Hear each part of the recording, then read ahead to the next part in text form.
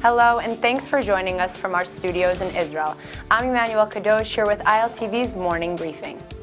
Just weeks before the ballots of the unpredictable American elections are due, the Anti-Defamation League has released a report showcasing the rise in anti-Semitic harassment against Jewish journalists since the very start of the race. After meeting in June, the task force discovered that from August 2015 to July 2016, around 800 reporters experienced anti-Semitic harassment from almost 1,600 social media accounts. It was also reported that 2.6 million tweets during that time contained anti-Semitic language, most of which came from self-identified Donald Trump supporters. The increasing amount of anti-Semitic language on social media has led the committee to state concern that the trend may be normalizing and reinforcing hatred against Jews.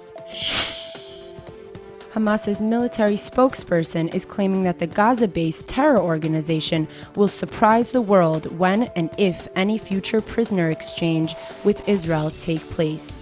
Hamas is currently holding 2 Israeli hostages, as well as the remains of IDF soldiers Oron Shaul and Hadar Goldin.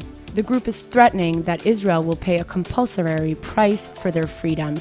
This statement from Abu Abedea, Hamas's Iz al-Din al-Qassam brigade spokesperson, comes just as the terror group is marking 5 years since exchanging Israeli hostage Gilad Shalit for over 1,000 Palestinian prisoners. 3 people have been lightly injured in a series of rock-throwing attacks in Jerusalem that took place yesterday evening. In one incident, an Israeli car came under attack in the neighborhood of Atul, leaving 2 of its passengers injured.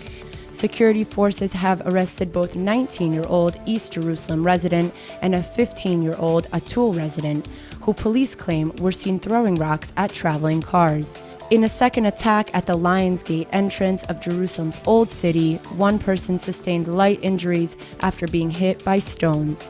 Security forces have not yet identified the attacker. Israel is aiming to put a positive spin on the newly approved UNESCO vote on Jerusalem by pointing out Mexico's surprising move to change their vote of support to an abstention. The resolution passed the committee stage of the United Nations cultural body on Thursday and was later approved on Tuesday, effectively disregarding any Jewish or Christian ties to the Temple Mount and the Western Wall. Israel has since suspended all ties with UNESCO. Meanwhile, Palestinian authorities are praising the resolution and calling it a victory for the Palestinian people, as well as a reminder to the Israeli state that it's, quote, occupying power. That's all for now. I'm Emmanuel Kadosh, and see you later with our main daily broadcast from Israel at 2 p.m. Eastern Time.